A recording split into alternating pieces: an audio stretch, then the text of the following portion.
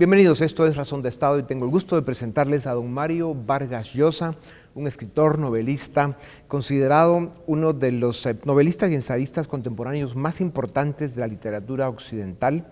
Posee, como todos sabemos, varios premios literarios y en el 2010 recibió el Premio Nobel de Literatura. Posee varios doctorados honoris causa en universidades como Yale, Harvard, Oxford, la Sorbona.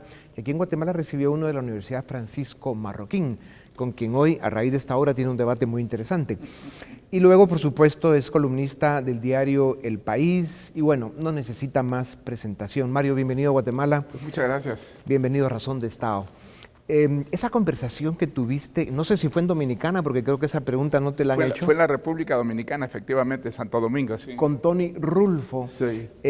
pues fue lo que inspiró esta extraordinaria obra de arte, porque él básicamente sembró esa semilla de curiosidad que tú sabes aprovechar también en relacionar al dictador Trujillo y al personaje ese Aves. Esa fue una conversación que para mí fue sorprendente, porque a pesar de conocer, yo creo, bastante bien lo que fueron los 31 años de Trujillo en el poder, ignoraba por completo la relación de Trujillo con Castillo Armas. Y allí descubrí, bueno, yo me quedé con mucha curiosidad después de conversar con Tony, y vi que efectivamente habían muchas publicaciones de los últimos años en que se referían constantemente a la relación de Trujillo con Castillo Armas. Descubrí que Trujillo le había entregado dinero a Castillo Armas, una vez $60,000, y luego, no se conocen bien las cantidades, recibió dinero de Trujillo, que Trujillo le envió un barco cuando estaba él en Honduras preparando, digamos, la contrarrevolución, y que le mandó un barco con armas, con parque y aparentemente incluso hasta hombres, ¿no? Bueno, pues esto me intrigó mucho. Vi que había habido una buena relación al principio entre Trujillo y Castillo Armas y que se había transformado esta relación en un odio de Trujillo hacia Castillo Armas feroz. Aparentemente Castillo Armas no cumplió con algunas cosas que le había pedido Trujillo, quería una invitación oficial una vez que Castillo Armas tomara el poder, quería recibir una condecoración, a él le gustaban mucho las condecoraciones, como ocurre frecuentemente con los dictadores, entonces quería la orden del Quetzal en el máximo grado. ¿Y por qué? Porque le gustaban las condecoraciones, pero sobre todo porque la había recibido Somoza antes que él.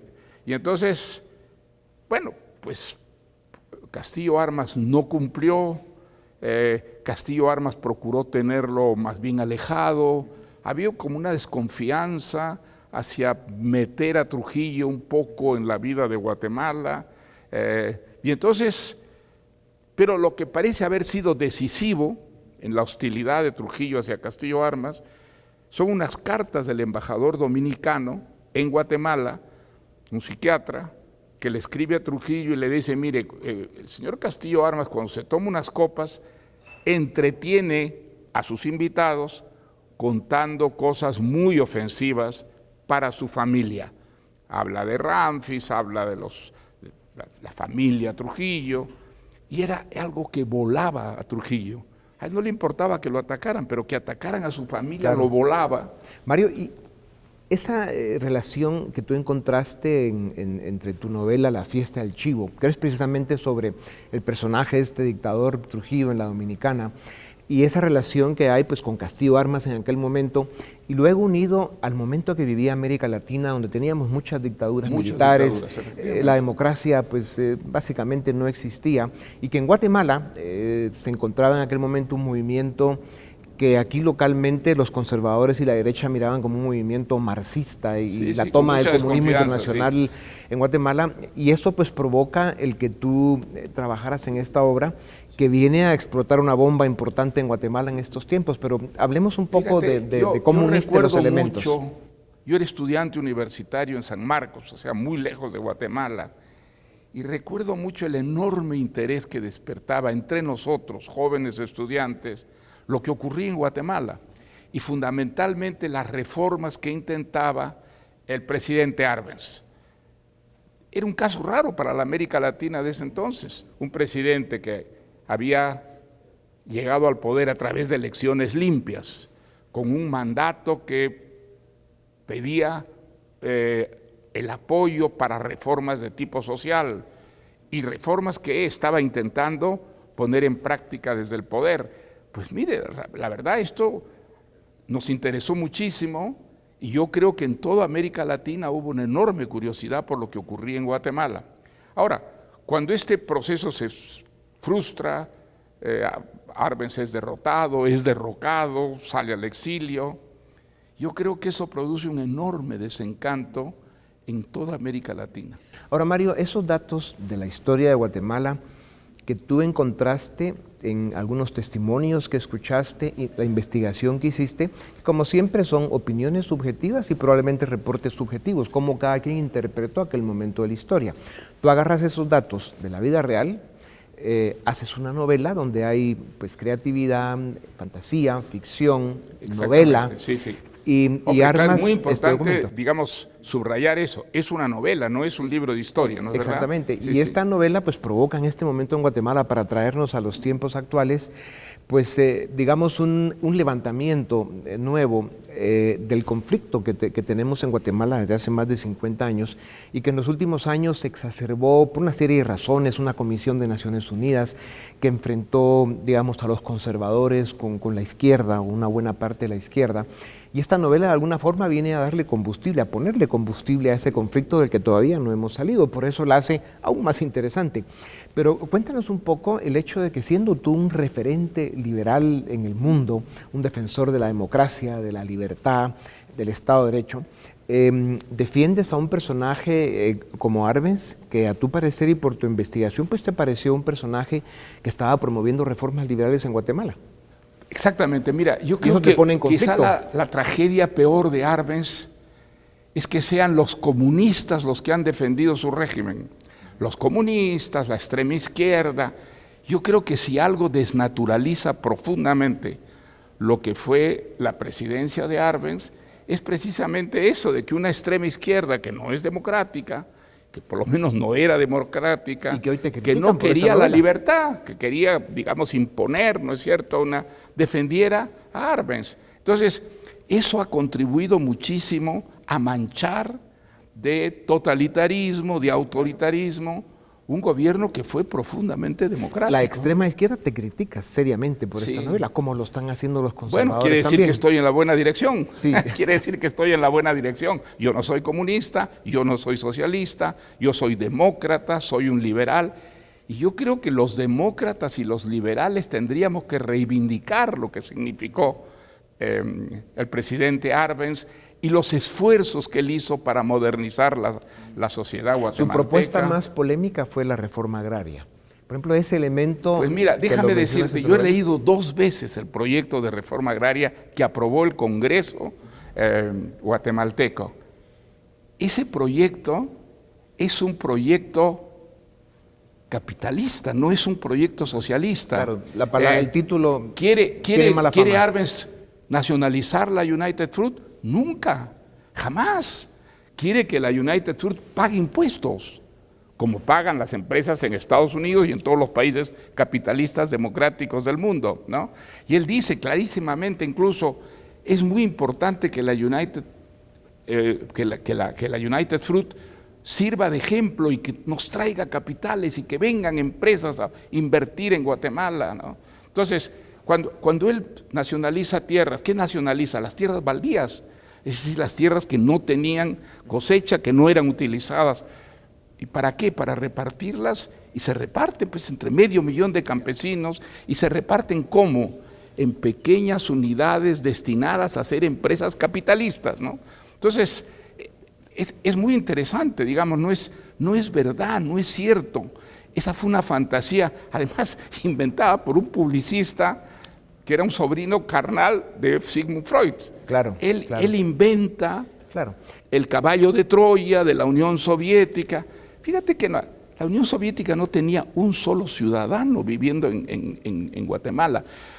Arbenz había insistido muchísimo para que la constitución, la nueva constitución que regía este país, especificara clarísimamente que Guatemala no tendría relaciones diplomáticas nunca con países comunistas, con países socialistas. O sea, y a pesar de eso que tú dices... ¿En qué forma Arbenz quiso facilitar, digamos, la toma de Guatemala por la Unión Soviética? Claro. Es una pura fantasía. Y a pesar de eso que tú dices, que usas datos de la historia y luego cómo tú los interpretaste, esto es una novela, no una biografía. Bueno, pero digamos, es una novela que está basada en muchos hechos históricos. Correcto. Y fundamentalmente, paradójicamente, en libros o ensayos escritos por historiadores, sociólogos y periodistas norteamericanos. Es muy interesante. Ellos tampoco creen que Arbenz fuera un comunista emboscado. Nunca lo fue, nunca lo fue. Realmente esa fue una exageración y además una mentira que sirvió de cortina de humo para justificar el golpe de Estado, ¿no? En aquellos tiempos no existían las redes sociales y ya en esa época se etiquetaba a la gente y se les desacreditaba con muchos títulos. Hoy eso es las una famosas cosa fake news que después, digamos, hoy nos preocupan tanto. Yo creo que en Guatemala se aplicaron por primera vez de una manera muy exitosa para tumbar, fundamentalmente, para desprestigiar primero y luego tumbar a un presidente que intentó, digamos, utilizar la democracia para transformar profundamente a una sociedad, ¿no? Sí, y no ha cambiado mucho. Aquí la cosa sigue complicada. Pero Mario, en alguna parte de tus reflexiones para hacer esta novela, ¿hubo la intención de sacudir un poco a los conservadores, no solo de Guatemala, sino de América Latina, al provocar con una, digamos, tesis como la que tú presentas en la novela, basada en hechos reales, en historia, en opiniones de gente seria? Sin ninguna duda, Dionisio. Yo creo que los conservadores nos han hecho mucho daño, y nos han hecho mucho daño a gentes como tú y como yo, es decir, que creemos en la democracia, que creemos que la democracia es el método, el sistema, si queremos salir del subdesarrollo, es a través de la inversión, a través de empresarios privados. ¿Lo has logrado ¿Cómo con vamos mucho éxito? nosotros a...? ¿Cómo? Has logrado con mucho éxito el provocar la discusión y luego el poner sobre la mesa del debate público, en muchas mesas, más de las que espero que sí, ojalá sea verdad. Y que por eso hay que recomendar ojalá haya ocurrido. Hay que recomendar que lean Tiempos Recios, porque es una novela que con el paso de las hojas pues vas encontrando todo eso que tú explicas, ¿no? Los argumentos y la parte novelada que la hace tan emocionante. Ayer conversábamos en un almuerzo muy simpático sobre cuántos muertos ha causado la guerrilla, el terrorismo en Guatemala desde esa época. Sí. Más de 200,000. 260,000. Bueno, 270,000. Entre muertos y desaparecidos. Pues ¿no crees tú que si hubiera prosperado esa reforma agraria y esas medidas sociales que quería llevar a cabo la presidencia de Arbenz, nos hubiéramos ahorrado esos 270,000 muertos que han resultado de las guerrillas, del disparate de los jóvenes que creían que yéndose a las montañas con un fusil iban a crear la sociedad perfecta, ¿no? Hay que aclarar que el concepto de reforma agraria hoy en día planteado por una izquierda radical y obsoleta no tiene nada que ver con el proyecto de reforma agraria que se propuso en aquella época, y por eso es que la palabra es polémica, pero sin duda alguna la polarización que ha existido en Guatemala en las últimas 5 décadas, que ha ido cambiando de modalidad, pero sigue presente al día de hoy, nos hace mucho daño. Enorme daño. ¿Cómo crees tú que se puede aliviar ese nivel de polarización y que este libro y esta novela pues yo creo que es más fácil hoy en día, digamos,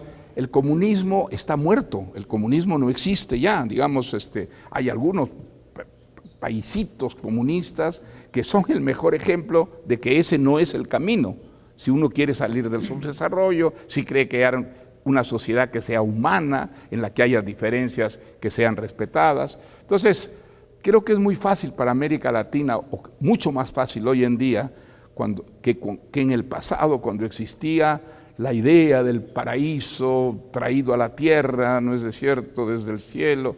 Bueno, pues hoy día sabemos que ese paraíso no existe, la Unión Soviética ha desaparecido, China, que era otro de los grandes países comunistas, se ha convertido en un país autoritario, pero capitalista, ¿no? Entonces, ¿qué es lo que queda del comunismo? Queda Cuba, queda Venezuela, queda Nicaragua, o sea, Alguien quiere imitar esos países sensatamente, creyendo que ese es el camino para... Es ridículo. Sin embargo, las grandes amenazas de hoy para América Latina pues son obviamente la corrupción, el narcotráfico y el populismo, que sigue esos siendo son los grandes problemas, ¿no?, que tiene la democracia, y esos son problemas que tienen una solución, digamos, hay que enfrentarlos de una manera muy resuelta, muy enérgica, y para eso necesitamos tener democracias que no sean tan corrompidas como desgraciadamente pues son muchas democracias en América Latina.